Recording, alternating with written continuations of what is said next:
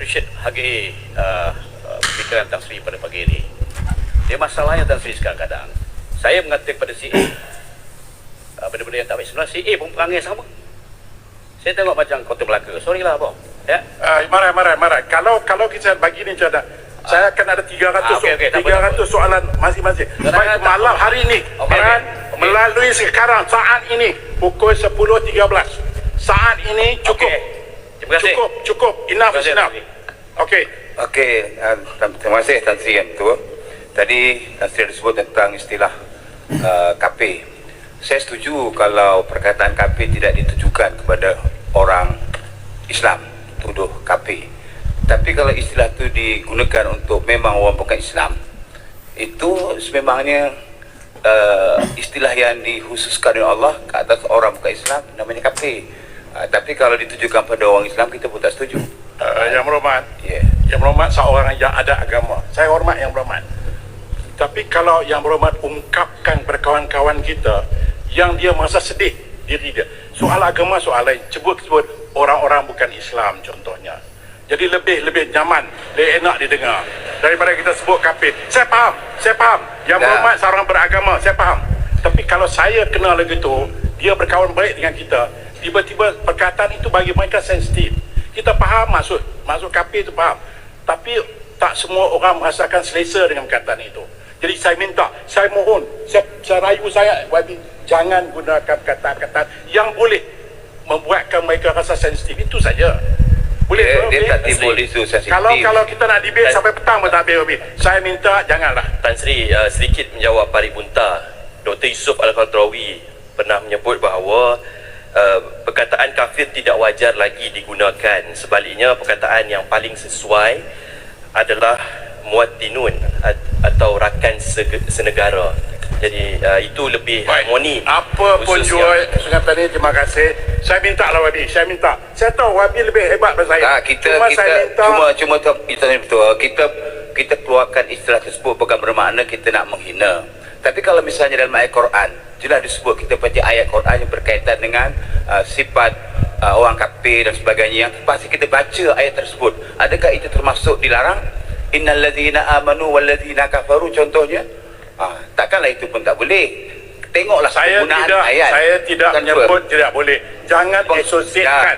Bergantung kepada penggunaan ayat. Kalau ayat itu memang ditafsirkan begitu, kita nak kata Yang berhormat, kalau saya nak buka medan ini, akan ada 70 orang akan lebih pandangan berbeza. Kalau nak buka medan ini. Jadi cukuplah. Saya faham. Tapi tengok keadaan lah. Terima kasih Berhormat. Tengok keadaan. Baik. Kalau memang ayat itu diterjemahkan begitu, Yang Berhormat cukup. Tidak bermaksud untuk nak menghina. Cukup. Cukuplah Yang Berhormat. Tidak bermaksud untuk menghina, tapi memang itu Yang Berhormat, istilahnya. apa lagi yang nak buktikan? Saya kan cukuplah. Terima kasih, Doktor. Menyatakan bahawa adalah salah pada peraturan menggunakan perkataan-perkataan yang harus menaikkan perasaan bersakit-sakit hati atau bermusuh-musuhan di antara satu kaum dengan satu kaum dalam Malaysia.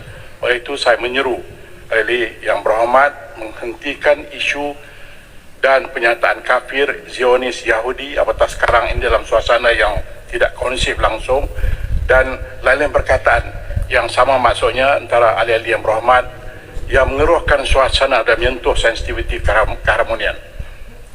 Yang Berhormat hendaklah menunjukkan tingkah laku yang terpuji semasa mengenengahkan isu-isu rakyat dan negara. Ahli Yang Berhormat hendaklah menjadikan kepentingan negara sebagai matlamat utama dan tidak menggunakan dewan ini sebagai medan politik kumpulan maupun individu. Tugas yang dipertua dan timbalan-timbalan saya pula adalah mengawal selia mesyuarat dan memastikan kelancaran mesyuarat dengan peraturan-peraturan oleh ahli Yang Berhormat seperti yang jelas termaktub dalam peraturan mesyuarat Dewan Rakyat. Pada hari ini saya mengajak ahli Yang Berhormat untuk membuka lembaran baru. Padamkanlah isu panas tersebut yang berlaku pada minggu lalu. Biarlah perbahasan ahli Yang Berhormat adalah berlandaskan isu-isu demi membela nasib rakyat di luar di sana.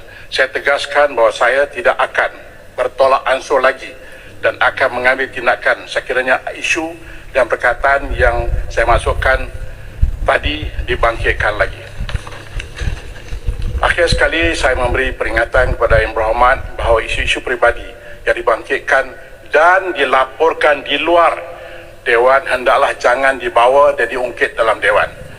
Peraturan 231I menyatakan bahawa suatu pertanyaan itu tidak boleh dikeluarkan berkenaan dengan betul atau tidaknya penerangan-penerangan dalam surat-surat khabar atau penerangan-penerangan yang dikeluarkan oleh seorang bagi dirinya sendiri. Manakala peraturan 369 menyatakan bahawa dalam apa-apa perbahasan tidak boleh disebutkan kelakuan atau sifat siapa-siapa ahli parlimen atau siapa-siapa pegawai kerajaan selain daripada kelakuan pada menjalankan urusannya sebagai ahli parlimen atau pegawai kerajaan.